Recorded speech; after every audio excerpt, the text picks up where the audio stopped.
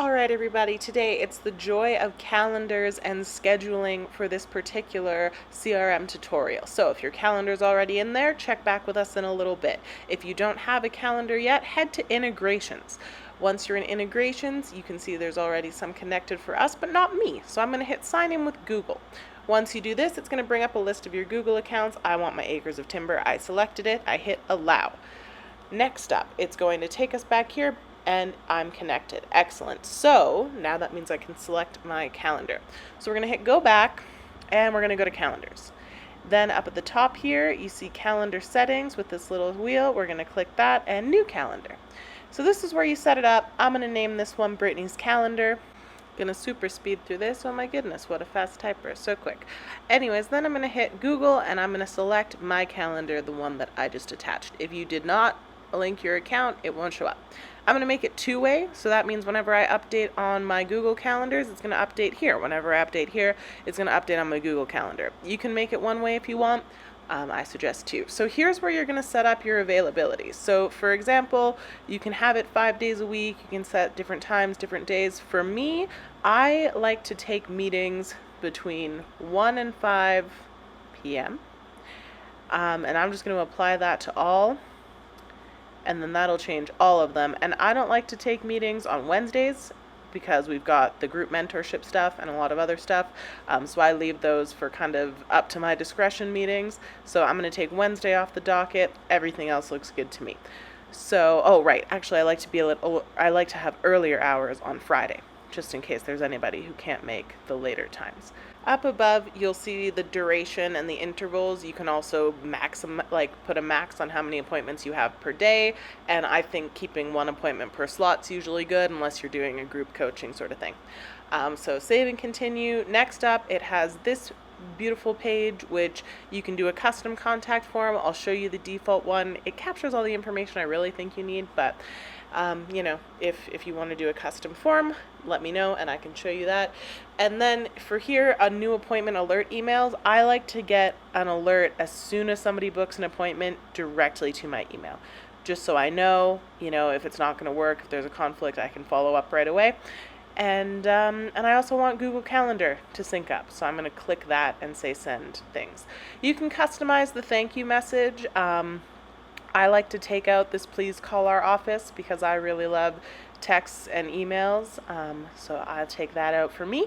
If you like having calls or emails, or you want to change anything else, you can customize that completely, and then you just hit save. So now, in theory, if I go back to my main calendar, so I can just hit back, and I do this little drop down to show my calendar, Brittany's calendar. Under calendars, I'll see my meetings. Perfect. This is what was in my Google meetings. I didn't put this in. This pulled it right from my Google calendar. So that's great. And when I update in here, it'll update my Google calendar. See, there's my Google calendar. There were my meetings, the same meetings that are showing in my CRM. So awesome. I know that it's working. The two ways working. That's great.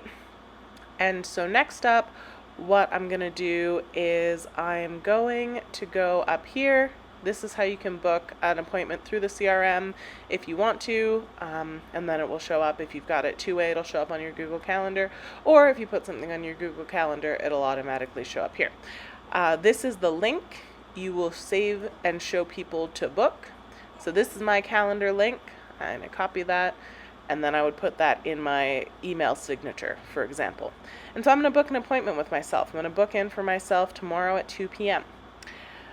Now, you might notice that it shows noon here, MDT. It's because our CRM is in Central Time and I'm in Mountain Time. So you just keep that aware. Your CRM should be in the same time zone that you're in, unless you are working under a company that has a different time zone. So here, I'm just going to fill out this form and, magic, done. Is there anything else? I'm going to put no. So this is what the standard form looks like. If you want to change it, I can show you how. And then I could hit add to Google Calendar. I'm not going to because it would give me 4 of them. It's already going to give me a duplicate because I'm trying to make a meeting with myself. And so then I will refresh here, and it says, hey, you've got a new appointment request. Awesome. This is from the CRM. So I'm going to review the request. I'm going to be like, okay, cool. So somebody wants to book an appointment with me. What time do they want to meet? What do they want to talk about? I can go in here, it says the time they want and the time that it was added, what calendar it was added to. I go in here, I go to my calendar. It's going to show it twice because I made an appointment with myself, but that's not how it'll usually look. So now if you go to my Google Calendar, look at this. I didn't add this. This was automatic. Now look at that. I refresh and it's got that meeting with me tomorrow. So now I could reply through Google Calendar, or I could reply through the CRM and say, hey, this is confirmed, or I could make it automatic. So I'm going to show you how to set up an automation for that. So the automation is going to look something like this. We already have one set up, so I'm just going to show you ours, and you can feel free to replicate it or change it for what works for you. So the trigger is an appointment status being confirmed in this specific calendar. So if I want this to work for me, I need to change this to Brittany's calendar, which I will do a little bit later. But so then the next step is, as soon as it's confirmed, it sends an email. And the email is going to say, hey, contact first name, your call is confirmed. So automatically it's confirmed. You can also set up an automation for if you change it to that time won't work, an automatic email will go out. Then it'll let me know. So now here's something cool. So 24 hours before the appointment time, it's going to send out another email reminding people that they have an appointment with me. So reminding me that I have an appointment with me tomorrow in 24 hours. And so that's what the email says. Hey, your call is in 24 hours.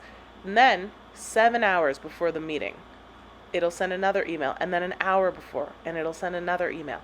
So you can make sure that people are not forgetting about the meeting times. If you think 3 is excessive, that's totally fine. Just, you can completely customize that however you want to do it. And so I'll show you for me. So I'm just going to use this baseline because I have it, and I'm just going to rename this to Brittany Calendar Confirmation plus Reminder copy. Just so anybody on the back end knows that this is a copy of a previous automation. So for me, I gotta change this to Brittany's calendar and save it. And so now anytime anything's confirmed in my calendar, I'm gonna take out this internal notification because I'm gonna get the email anyways. So I'm gonna delete that step from mine, or else I'm gonna get 2 emails. So it's gonna send out a confirmation email. 24 hours later, it'll send out another email, then 7 hours, then an hour. So I'm gonna publish that and hit save. And now I'm going to double check it, make sure that it works. So I'm going to go back here. I deleted my initial meeting with myself. And now I'm going to really quickly show you how to make sure that's deleted. So I canceled it from myself. That removed it from my calendar on the CRM side. But remember, gray is the Google side. So if I look at this one that's remaining, this Brittany x Brittany, I can see that that is a Google appointment because it won't let me cancel it on the CRM side. So all I need to do is hop over to my Google Calendar and delete. And then when we go back in and we refresh in the CRM, just gonna go back into my calendar, it's gone. Okay, so that's how that 2-way integration works. If there's something on your Google Calendar, it's going to show in the CRM. All right, so now I'm going to book a new appointment with myself and see if my automation works. So I'm going to do the same thing as yesterday. I'm going to go 2 p.m., or same thing as earlier for yesterday. 2 p.m., select, fill in the form, magic. I'm going to do a different set of names this time. And so here we go. So you have a new appointment request. Excellent. And this one shows me as test. So I know that it's different than my original one.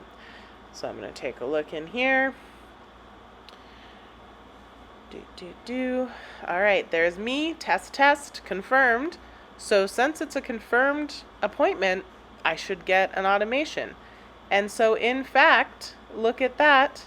Hey, test, your intro call, and I'm going to change this text to be your call with Brittany. But see what I mean? Like completely automated. And then I get the Google Calendar invite as well from Brittany at Acres of Timber. I'm in a different one of my email accounts right now as well, just to show you how it works. So that is how it's done. Brittany at acresoftimber.com if you have any questions.